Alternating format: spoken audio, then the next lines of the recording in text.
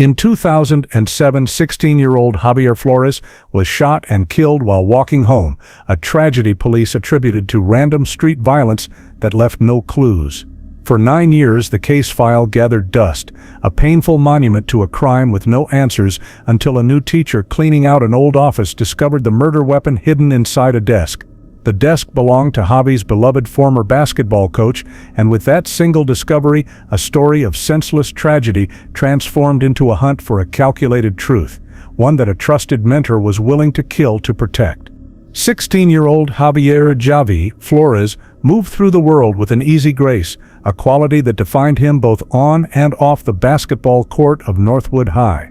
He was the kind of son every parent dreamed of, dedicated, bright, with a smile that could disarm a room and a jump shot that promised a future beyond their small Pennsylvania town.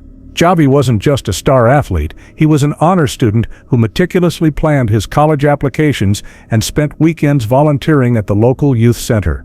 His life was a map of aspirations drawn with confidence, each line pointing toward a horizon brimming with possibility. His mother, Elena Flores, measured her evenings by the familiar rhythm of his return, a comforting beat in the quiet symphony of their home. On that crisp October night, however, the rhythm was broken, replaced by a growing silence that felt heavy and unnatural. 11 o'clock came and went without the sound of his key in the lock, followed by midnight, each passing minute stretching into an eternity of dread. Her calls to his cell phone went straight to voicemail, each unanswered ring echoing the frantic pulse in her own chest. It was the sight of the flashing blue and red lights through her living room window that finally shattered the fragile shell of hope she had been clinging to.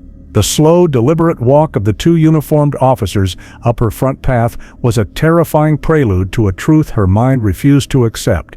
They spoke in low, somber tones, their words and incident, a robbery, "We're so sorry," blurring into a single, devastating wave of sound. In that moment, Elena's world didn't just stop, it fractured into a million pieces, leaving only the cold, hollow reality of a future without her son. For Javi, the short walk home from a friend's house was a journey he had made 1,000 times, the familiar sidewalk a path toward the safety of his front door. But on this night, that path ended abruptly, transforming a routine walk into a permanent and inexplicable tragedy. He was found just 3 blocks from home, his school backpack still slung over his shoulder, a single fatal wound stealing the bright future he had so carefully planned. The promise of a college scholarship, the dream of a career, the love of his family, all of it was extinguished on a quiet suburban street under the dim glow of a streetlight. The news of Javi's death ripped through Northwood with the force of a physical blow, a violent intrusion into the town's sense of security. He was one of their own, a golden boy whose success felt like a collective victory. The idea that such a promising life could be ended so senselessly felt not just tragic, but impossible. As friends and neighbors gathered on the Flores' lawn, their shared grief was laced with a chilling question that hung in the night air. Why would anyone want to kill Javi Flores? His bedroom remained a perfect snapshot of a life in motion, a testament to a boy who was supposed to come home. Textbooks lay open on his desk, a poster of his favorite basketball player hung on the wall, and his team jersey was laid out for practice the next day. For Elena, the room became a sanctuary of pain, each object a sharp reminder of the vibrant life that had filled it only hours before. The silence in the house was no longer peaceful. It was a deafening void, a constant, agonizing testament to what she had lost. Javi's coach, Marcus Thorne, was one of the first to visit, his face a mask of practiced grief and disbelief. He spoke of Javi's leadership, his work ethic, and the immense potential that had been stolen from them all, his words offering a hollow comfort to a shattered family. Thorne was a pillar of the community, a mentor who had guided countless young men, and his presence seemed to reinforce the senselessness of it all. He stood beside Elena, a trusted figure sharing in a sorrow he had secretly authored, his deception the first brick in a wall of lies that would stand for nearly a decade. In the days that followed, the community's sorrow hardened into a demand for answers, a collective cry for justice that echoed from the school hallways to the town square. Vigils were held, ribbons were tied to trees, and Javi's face smiled down from posters pleading for information. The town of Northwood, so accustomed to its quiet rhythm, was now united in a shared trauma, looking to its police force to make sense of the senseless. But the path to justice, much like Javi's final walk home, would prove to be a journey into darkness, with a truth more devastating than anyone could yet imagine. The initial police response to the shooting of Javier Flores was swift and methodical, yet it yielded a frustratingly sterile crime scene. Patrol cars cordoned off the block, their flashing lights casting long, dancing shadows on the pavement where the teenager's life had ended. Investigators moved with a practiced, somber efficiency, sweeping the asphalt with flashlights and marking every potential piece of evidence, but the scene itself was a study in absence. There were no signs of a struggle, no discarded items, and no witnesses on a street that was usually dotted with late-night dog walkers and returning commuters. This glaring lack of evidence immediately shaped the narrative of the investigation, forcing detectives to build a case out of what wasn't there. Javi's wallet was missing, a detail that led them down the most logical yet ultimately misleading path: a robbery gone wrong. It was a common enough story in a world where violence could erupt over a few dollars, a theory that provided a simple, if unsatisfying, explanation for a seemingly inexplicable act. This theory, born of necessity, became the default setting for an investigation that was already running on empty. The most critical piece of evidence recovered from the scene was the single bullet, extracted by the medical examiner and sent for analysis without the weapon that fired it. However, the small piece of deformed lead was a ghost, a message with no sender.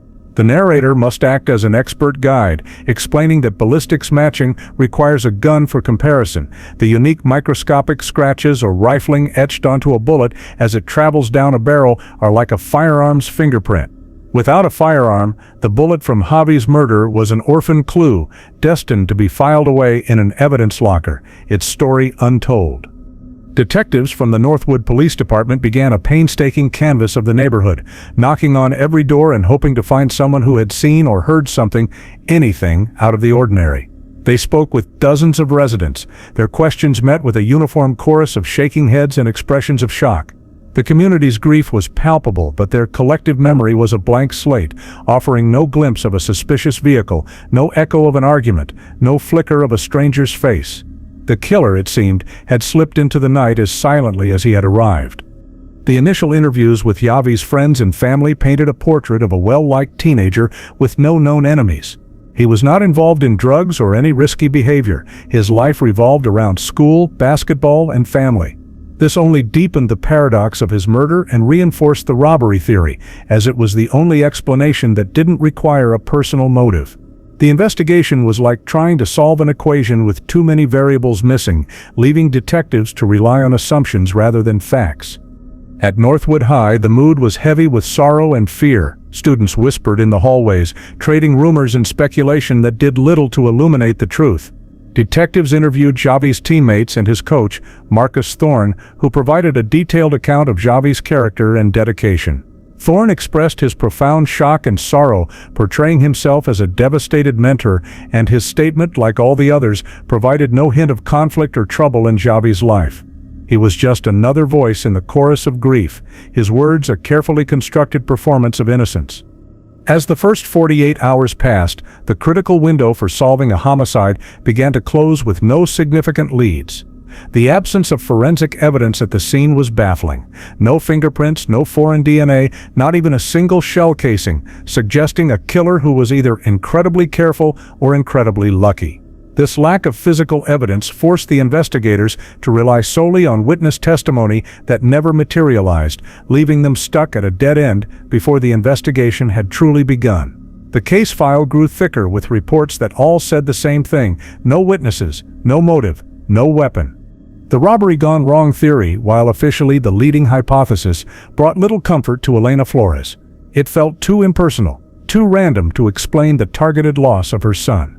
To her, Javi was not a statistic of street crime, he was a universe of hopes and dreams, and his death demanded a reason as significant as his life.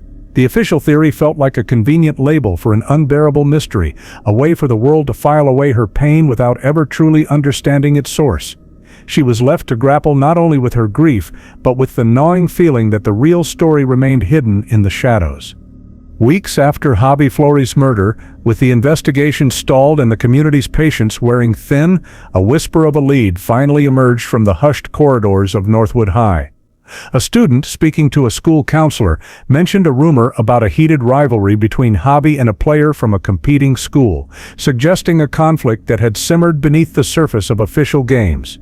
This sliver of information, however tenuous, was the first potential motive that deviated from the sterile robbery theory, and detectives seized upon it with a desperate sense of hope. This new angle consumed the investigative team, diverting precious time and resources into exploring the world of competitive high school sports. Detectives began re-interviewing Javi's teammates, probing for any hint of a serious dispute or a grudge that could have escalated to violence.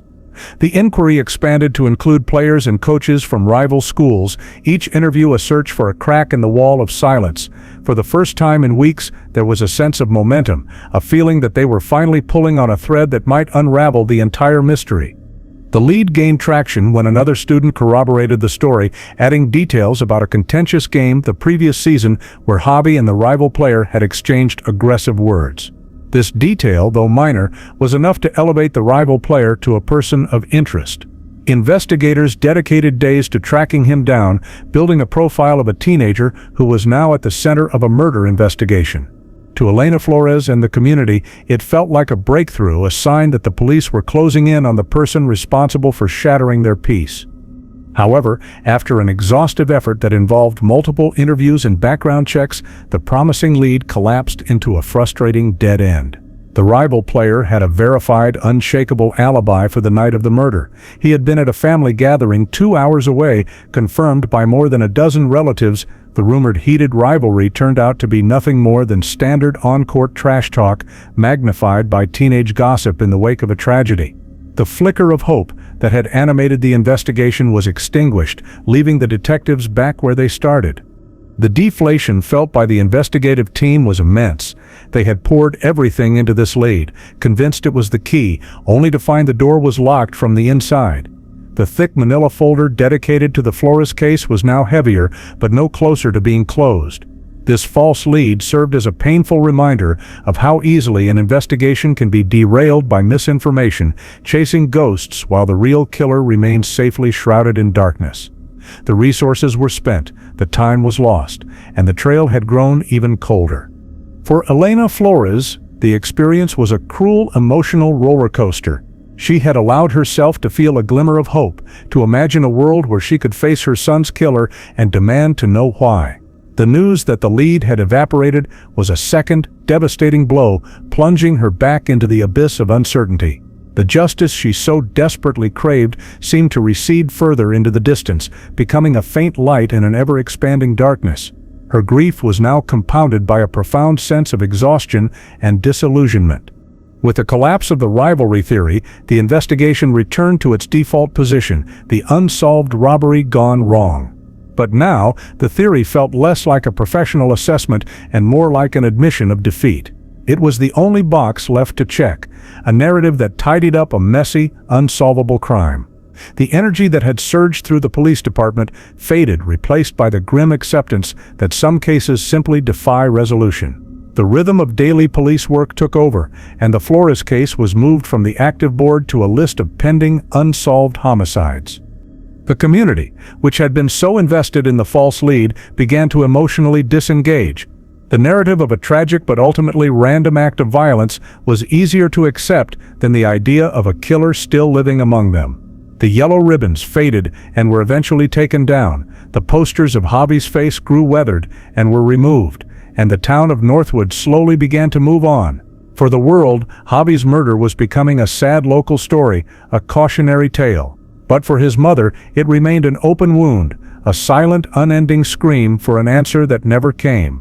Months turned into a year, and the active investigation into the murder of Javier Flores was officially suspended. The case file, once a dynamic document filled with daily updates and fresh reports, was now relegated to a steel filing cabinet in the cold case unit. It became a thick manila folder filled with dead ends, a paper tombstone marking a life cut short, and a promise of justice unfulfilled. The detectives who had worked the case were reassigned, their attention consumed by new crimes that demanded immediate action, leaving Javi's murder to settle into the quiet archives of unsolved history. For Elena Flores, the official declaration that the case was cold was not news but a formal confirmation of the silence she had been living in for months. Hope, once a burning fire, had dwindled to a fragile ember she had to protect from the winds of despair. She refused to let Javi become just another statistic. She called the detectives every few weeks, her voice steady but pleading, asking if there was anything new, a ritual of remembrance that became her private burden. Each call was met with the same gentle, regretful response, a confirmation that her son's case remained frozen in time. The world outside her home moved on with an ease that felt like a betrayal. The seasons changed, the school year ended, and another class graduated from Northwood High without Javi. The community, once united in its shock and grief, learned to live with the unanswered question, slowly absorbing the murder into the town's local lore. The official theory of a random robbery became the accepted truth, a convenient narrative that allowed people to feel safe again, to believe that lightning wouldn't strike twice. It was a story that offered a semblance of closure to everyone except the family at the heart of the tragedy. A grief that settled like dust over the Flores house coated every surface, a constant, tangible presence. Elena kept Javi's room untouched, a perfect museum of a life interrupted, unable to pack away the boy while his killer remained free. The silence in the house was a language of its own, speaking of shared laughter that would never be heard again and future milestones that would never be celebrated. Her pain was a lonely island in a sea of public indifference, a quiet vigil that went unnoticed by a world eager to forget. Javi's friends grew up, went to college, and started their own lives, the sharp edges of their youthful grief softened by the passage of time. They would remember him on his birthday or the anniversary of his death, their memories tinged with a nostalgic sadness for the friend who remained forever 16. His coach, Marcus Thorne, continued his career, his reputation as a dedicated mentor untarnished. He would occasionally speak of the tragedy of Javi Flores, his voice filled with a convincing sorrow, a performance he had perfected over the years. The absence of answers allowed speculation to fester in the shadows. With no official suspect, whispered theories would occasionally surface, unfounded rumors of secret debts or hidden enemies, but none ever gained enough traction to reopen the investigation. The police had exhausted every avenue, and without new evidence, the case was hermetically sealed. The single bullet from the murder weapon remained in an evidence bag, its secrets locked away, a silent testament to a crime that had been perfectly executed. For 9 years, this was the status quo, a family trapped in a state of suspended grief and a community that had made peace with a mystery. The case of Javier Flores became a cautionary tale. Parents told their children about the dangers of being in the wrong place at the wrong time. The real truth, far more personal and sinister, lay dormant, hidden not in the shadows of the street, but in the heart of a trusted institution, protected by a carefully crafted lie that had been rehearsed for years. Elena Flores never gave up her fight, even as the years stretched on and the hope for a breakthrough grew fainter. She learned to live a dual life, one in the present, going through the motions of work and daily routine, and one in the past, constantly replaying the night her son was taken from her. Her persistence was a quiet act of defiance against the silence, a mother's promise to her son that he would not be forgotten. It was a promise that would one day be answered by a discovery so unexpected it would feel like an echo from the past, finally breaking the long, cold silence. 9 years after the murder of Javier Flores, Northwood High was preparing for a new school year, the scent of fresh paint and floor wax filling the late August air. Sarah Jenkins, a newly hired English teacher, was assigned to a small, cluttered office that had been used for storage for the better part of a decade. Eager to create a welcoming space for her students, she began the tedious task of clearing out years of accumulated junk, obsolete textbooks, stacks of yellowed papers, and forgotten athletic equipment. It was a chore, but one she undertook with the optimistic energy of a new beginning. The centerpiece of the room was a heavy, old-fashioned metal desk, its surface scarred with the marks of time. One of its drawers was jammed shut, stubbornly resisting her efforts to open it. After struggling for several minutes, she asked a janitor for help, and with a bit of prying and a loud groan of protesting metal, the drawer finally slid open. Inside, beneath a pile of dusty course schedules from a bygone era, was something that did not belong. Wrapped in a faded, oil-stained gray rag was a heavy metallic object. Sarah Jenkins, her curiosity piqued, carefully unwrapped it, the fabric stiff with age. The object that lay in her palm was a handgun, cold and dense, its dark finish dulled by years of neglect. A wave of unease washed over her. It was a jarringly sinister object to find in a place of learning, a stark contradiction to the bright, hopeful posters she planned to hang on the walls. She knew immediately that she had to report it. The school principal was called, followed quickly by the Northwood police. The discovery of a firearm on school grounds was a serious matter under any circumstances, but this felt different. The desk was old, clearly unused for years, and a small, tarnished brass nameplate was still affixed to its front. It read Marcus Thorne. The name was instantly recognizable. Coach Thorne was a local legend, a respected figure who had retired a few years prior after a long and celebrated career. The gun was now officially part of a puzzle, and the first piece was a name tied to the school's and the town's recent history. When the detectives arrived, they handled the weapon with the care reserved for a critical piece of evidence. The handgun, a .38 caliber revolver, was carefully secured and transported to the station. One of the responding officers was a veteran who had been a junior patrolman back when Javi Flores was killed. The memory of that unsolved case lingered in the department's collective consciousness, a permanent mark of failure. He recalled that the bullet recovered from the victim was from a .38, a common caliber but a connection worth noting. The gun was now officially part of a 9-year-old murder case, a relic unearthed by pure chance. The discovery sent a quiet ripple through the police department as the old Flores case file was pulled from the archives. Inside, the original reports detailed a crime with no weapon, a central mystery that had left the investigation paralyzed. Now, 9 years later, a weapon had surfaced in the most unlikely of places, the former office of the victim's own coach. It was a lead so improbable, it felt like a twist from a crime novel. Coach Thorne had been a picture of grief at the time, a supportive mentor who had mourned Javi alongside the family. He had been interviewed, of course, but as a character witness, not a suspect. The idea that he could be connected to the murder seemed preposterous, a notion that defied the public image he had so carefully cultivated for decades. Yet the physical evidence was undeniable, a gun hidden in his desk in the very school where Javi had been a star. For the detectives, this was no longer a cold case. It was a sudden, violent thaw, a seismic shift that recontextualized everything they thought they knew about the murder of Javier Flores. The old theory of a random robbery, the narrative that had stood for 9 years, began to crumble under the weight of this new, shocking discovery. The investigation was about to be reborn, pivoting in a direction no one could have predicted, starting with one simple question: why would a beloved basketball coach hide a handgun in the back of his desk? The answer, they suspected, would be far from simple. The dusty .38 caliber revolver discovered in Coach Thorne's old desk was transported to the Pennsylvania State Police Crime Lab, its journey marking the first significant movement in the Javier Flores case in 9 years. There, it was handed over to a ballistics expert, a scientist tasked with reading the stories told by firearms. The first step was a safety check and test firing, a process designed to collect a pristine bullet for comparison. The gun, old but still functional, was fired into a water tank, a method that allows the bullet to be recovered without any new damage. The narrator must explain the science that would soon break the case wide open. Every gun barrel contains spiral grooves, known as rifling, that spin the bullet as it exits, ensuring a stable flight path. This rifling process carves a unique set of microscopic scratches or striations onto the surface of the bullet. Much like a human fingerprint, this pattern is unique to that specific firearm, creating an irrefutable link between a gun and a bullet it has fired. For 9 years, the bullet from Javi's murder had been a question without an answer. Now it had a potential partner. The ballistics expert placed the newly test-fired bullet under one side of a comparison microscope and the 9-year-old bullet recovered from Javi's body under the other.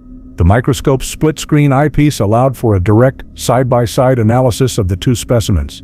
As the technician slowly rotated them, the faint lines on their surfaces began to align, the microscopic valleys and ridges matching up with uncanny precision. It was a moment of pure scientific revelation, a conversation between two objects separated by nearly a decade. The conclusion was stunning and absolute. The striations were a perfect match.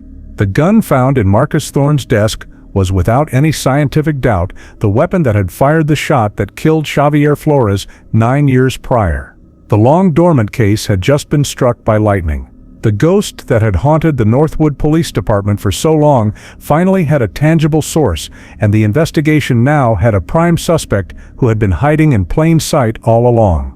This scientific confirmation was the turning point that shattered every long-held assumption about the case. The official narrative of a robbery gone wrong, a theory born from a lack of evidence, was instantly obliterated.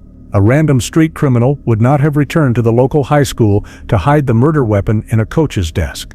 The location of the gun pointed not to a crime of opportunity, but to a calculated act of concealment by someone with intimate access to the school, someone like Marcus Thorne. When the news reached the lead detective on the newly reopened case, a profound sense of gravity filled the room. This was no longer about a random act of violence, it was about a trusted mentor, a beloved community figure who had apparently executed one of his own students. The implications were staggering, forcing a complete reevaluation of every piece of information in the original file. The man who had publicly mourned Javi Flores was now the only person who could have hidden the murder weapon. The focus of the investigation pivoted with breathtaking speed. Marcus Thorne was no longer a grieving father figure from the past. He was the primary and sole suspect in a 9-year-old homicide. The case had transformed from a whodunit into a why-done-it. The detectives now faced the daunting task of building a case against a man who was, by all public accounts, a pillar of the community, a man whose guilt would be almost impossible for the town of Northwood to accept.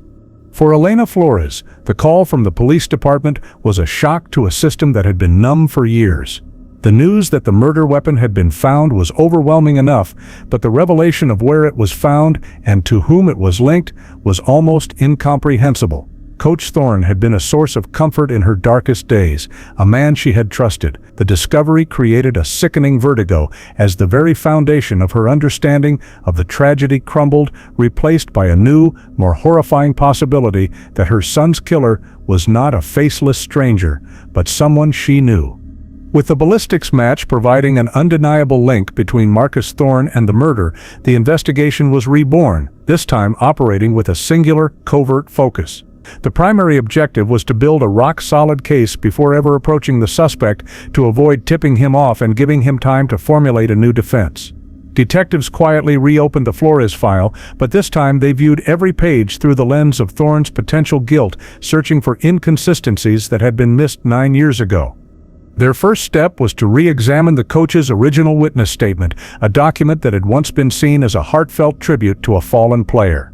In it, Thorne had claimed he was at home alone on the night of the murder, watching television, and only learned of Xavi's death the following morning. At the time, his statement was unremarkable, just another piece of background information.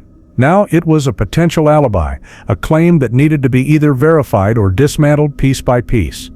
The new investigation began to discreetly map out Thorne's life from 9 years prior. This meant pulling old phone records, financial statements, and employment files, creating a digital and paper trail of his activities in the months surrounding the murder. Detectives started interviewing former colleagues and acquaintances from that era, framing their questions carefully to avoid raising suspicion. They presented the inquiries as a routine cold case follow-up, a fresh look at an old tragedy, never once mentioning Thorne as a suspect. The man they were investigating was a master of public perception, beloved by generations of students and parents in Northwood. On the surface, his life was an open book, a dedicated teacher, a successful coach, and a happily married man who had retired with his reputation sterling and intact. Unraveling this public persona required a delicate touch. Any overt sign of an investigation could send him running, or worse, give him the opportunity to destroy any lingering evidence of his secret life. The detectives moved like ghosts through his past, collecting puzzle pieces in the dark. One of the first significant discoveries came from his old bank records. While his salary from the school district was modest and consistent, detectives noticed a pattern of irregular cash deposits in the months leading up to Javi's death. The amounts were not enormous, but they were frequent and had no obvious source, a financial anomaly that didn't fit the profile of a high school coach. This was the first crack in his carefully constructed facade, a hint that there was another side to Marcus Thorne that he had kept hidden from the world. Detectives also revisited interviews with Javi's former teammates. 9 years ago they were grieving teenagers, but now they were adults, their memories and perspectives changed by time. Speaking with them again, investigators probed for any unusual interactions between Javi and Coach Thorne in the weeks before the murder. One former player recalled that Javi, who served as the team manager in addition to playing, had seemed stressed about something related to the coach, mentioning that Thorne was trusting him with some heavy stuff that made him uncomfortable. At the time, it was dismissed as the pressure of responsibility. Now it sounded like a potential motive. The investigation was a slow, methodical process of connecting dots separated by nearly a decade. Each new piece of information was another thread in the net that was slowly tightening around Marcus Thorne. The image of the grieving mentor was being systematically dismantled and replaced by the portrait of a man with secrets, a man with unexplained income, and a man whose hidden handgun had been used to kill a 16-year-old boy. The question was no longer if he was involved, but why. Elena Flores was kept informed of the investigation's progress, each update a painful but necessary step toward the truth. Learning about the secret investigation into a man she had once considered a friend was deeply unsettling.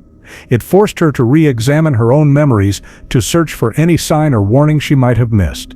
The grief she had carried for 9 years was now infused with a new, complex emotion, the chilling realization that the betrayal may have been as deep as the loss itself. The investigation into Marcus Thorne's past intensified as detectives zeroed in on the unexplained cash deposits from 9 years ago. The pattern suggested a consistent, off-the-books enterprise, far more structured than random luck or side jobs. The key to understanding this financial secret, they knew, lay with the people who were closest to Thorne at the time, his former players. Guaranteeing them anonymity, detectives began a new round of interviews, this time asking not about Javi, but about the coach himself. After several conversations yielded nothing, one former student, now a man in his late 20s, finally broke the silence. He was hesitant at first, his loyalty to his old coach warring with the passage of time and the gravity of the situation. He revealed that Coach Thorne was running a sophisticated, high-stakes, illegal sports betting ring, primarily focused on professional and college games. It was an open secret among a select few players, a dark side to the man they all admired, and Thorne used his position of authority to ensure their silence. This revelation was the second twist, the breakthrough that provided the powerful motive detectives had been searching for. The coach wasn't just a teacher, he was a small-time bookie, and his secret life was a house of cards that could be brought down by a single whisper. The former player explained that Thorne would use trusted team members to handle logistics, believing their loyalty was absolute, and 9 years ago, his most trusted aide was the team's bright, responsible manager, Javier Flores. Suddenly, the vague memories of Javi being stressed took on a terrifying new meaning. Detectives pieced together a plausible and chilling scenario. Javi, known for his integrity and intelligence, would not have been a willing participant in such an operation. It was more likely that he discovered the truth by accident, perhaps by stumbling upon the ledger of bets and payouts while organizing team equipment or running errands for the coach. This discovery would have placed him in an impossible position, caught between his respect for his mentor and his own strong moral compass. The motive was now crystal clear: self-preservation. If Javi had discovered the betting ring, he represented an existential threat to Thorne's entire world. A revelation would mean more than just losing his job. It would mean public disgrace, a ruined reputation, and potential criminal charges. Thorne, the man who had built his identity on being a community pillar, would have seen Javi not as a concerned teenager, but as a fuse connected to a powder keg. He had everything to lose, and in his mind, silencing Javi was the only way to protect his carefully constructed life. Detectives now had a complete narrative arc, a hidden crime, an accidental discovery, and a desperate act of violence to ensure silence. They imagined the final conversation between the coach and his student. Javi, likely confronting Thorne not with blackmail but with concern and confusion, would have unknowingly sealed his own fate. Thorne, seeing his life unraveling before his eyes, must have panicked. He arranged to meet Javi on his walk home, under the guise of talking things over, but he brought a gun, his mind already set on a permanent solution. This new understanding of the motive reframed the crime scene entirely. The missing wallet, which had led the original investigation down the path of a robbery, was likely a deliberate act of misdirection. Thorne, a calculating man, would have known to take it to stage a robbery, to create a false narrative that would send the police chasing a faceless, random mugger. It was a simple but brilliant piece of staging that had successfully diverted suspicion for 9 long years. With a murder weapon, a suspect, and now a powerful motive, the case against Marcus Thorne was nearly complete. The image of the respected coach had been completely shattered, replaced by that of a desperate criminal who sacrificed a young life for the sake of his own secrets. The final step was the confrontation, a moment that would bring 9 years of deception crashing down. For the detectives, it was the culmination of a long and winding investigation. For Elena Flores, it was the dawn of a terrible but necessary truth. After weeks of covert investigation, the day of reckoning for Marcus Thorne had arrived. Detectives called the retired coach and asked him to come to the station, framing it as a routine follow-up on the cold case, a formality to help them officially close the books. Thorne agreed without hesitation, his voice calm and cooperative, the picture of a concerned citizen eager to help. He walked into the police station with the confident air of a man who believed his secrets were safely buried under 9 years of time and public goodwill.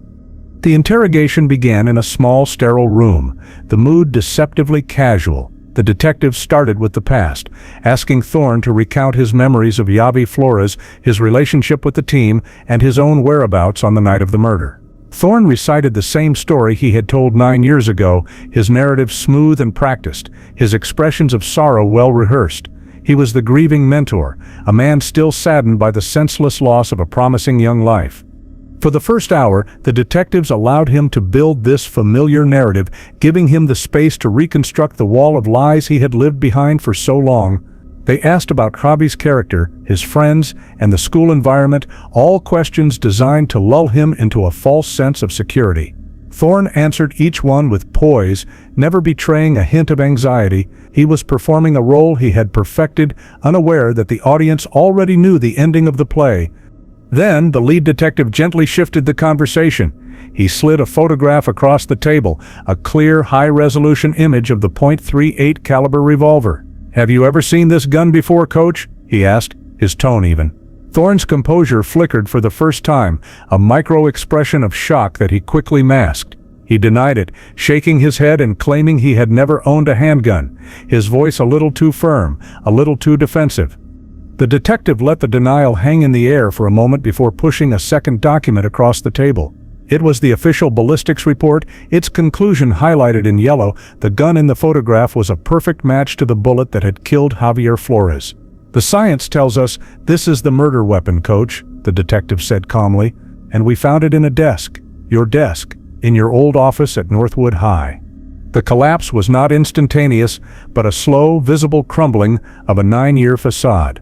The color drained from Marcus Thorne's face as the two inescapable facts, the gun and its location, slammed into him. His denials became weaker, stumbling over themselves as he tried to concoct an explanation. He suggested someone must have planted it, that he was being framed, but the desperation in his voice betrayed his words. The detective sat in silence, letting the weight of the evidence press down on him. The final blow came when they revealed their knowledge of his illegal betting ring. At the mention of the ledger and the unexplained cash deposits, Thorne's body slumped in his chair in utter defeat. The secret he had killed to protect was out, laid bare in the cold light of the interrogation room. The carefully constructed world of Marcus Thorne, the respected coach and community pillar, disintegrated in that moment, leaving only a guilty, frightened man. Through a series of broken sentences and long, regretful pauses, the full story of that night was finally revealed. Thorne confessed it all. He confirmed that Javi had accidentally discovered his betting ledger and had confronted him, not with threats, but with disappointment and concern. Panicked at the thought of his life being ruined, Thorne had arranged to meet Javi on his walk home. He insisted he only meant to scare him, but in the heat of the moment, as Javi refused to back down from doing the right thing, Thorne pulled the trigger. He took the boy's wallet to stage a robbery and hid the gun in his desk the next day, convinced it would never be found. The 9-year deception was over. The arrest of Marcus Thorne sent a seismic shockwave through the town of Northwood. The news that the beloved former coach was not only a suspect but had confessed to the murder of Javier Flores was met with widespread disbelief and horror. The man who had been a symbol of integrity and mentorship was revealed to be a killer, his entire public life a meticulously crafted lie. The community was forced to confront a disturbing truth. The monster they had feared for 9 years was not a faceless stranger, but one of their own revered leaders. The subsequent trial was a somber and swift affair, as Thorne's detailed confession and the irrefutable ballistics evidence left no room for doubt. The courtroom was packed each day with former students, parents, and community members, their faces a mixture of confusion, anger, and betrayal. They listened as the prosecution laid out the two sides of Marcus Thorne, the respected coach who shaped young lives and the secret bookie who ended one to protect his own reputation. It was a portrait of a man whose pride and fear had led him to commit an unforgivable act. Elena Flores sat in the front row every single day of the trial, a quiet, stoic presence. For 9 years, she had fought for this moment, for the truth to be dragged into the light. Hearing Thorne's confession in open court was both a source of profound pain and a form of excruciating release. She finally had the answer to the question that had haunted her for nearly a decade, but the truth was more personal and devastating than she could have ever imagined. She was not just the mother of a victim of random violence, she was the mother of a hero who had lost his life for trying to do the right thing. The guilty verdict and the life sentence that followed brought a legal conclusion to the case, but the emotional aftermath would linger for years. For the town of Northwood, the resolution was bittersweet, a sense of justice tainted by the deep betrayal of trust. The name of Marcus Thorne, once spoken with reverence, was now a mark of shame. The case forced a painful reckoning, a re-evaluation of the heroes they had put on pedestals and the dark secrets that could hide behind a public smile. For Javi's friends, who had grown into adults carrying the memory of their murdered friend, the truth provided a final sad chapter to their shared history. They now understood that Javi had not been a victim of chance, but had been killed because of his unwavering integrity. His death was not a senseless act, but a sacrifice, a realization that cast their friend's memory in an even more heroic light. They mourned not just the loss of their friend, but the loss of their innocence, stolen by a man they had all looked up to. After the trial, Elena Flores could finally begin to mourn the son she knew, not the mystery that had defined his death. She packed away the items in Xavi's room, not to erase his memory, but to preserve it, to finally separate the boy she loved from the crime that had taken him. The silence in her house remained, but it was no longer filled with the sharp edges of unanswered questions. It was a softer silence, one that made room for the fond memories of a 16-year-old boy with a bright smile and a promising future. Justice, when it finally came, did not erase the pain of the past 9 years, nor did it bring Javier Flores back, but it offered a form of closure, a definitive end to a long and torturous period of uncertainty. The case file, once a cold monument to a dead end, was now closed, its final page detailing a story not of random violence, but of a calculated betrayal and the ultimate price of a terrible secret. In the end, the truth prevailed, providing a somber peace for a family and a community that had waited nearly a decade for answers. The memory of Javi Flores was no longer just a tragedy, it was a testament to his character. He was remembered not for how he died, but for who he was, a loyal, bright, and courageous young man who even in his final moments refused to compromise his principles. The long shadow of his murder had finally receded, allowing the light of his life to shine through. After 9 years of darkness, there was, at last, a measure of peace.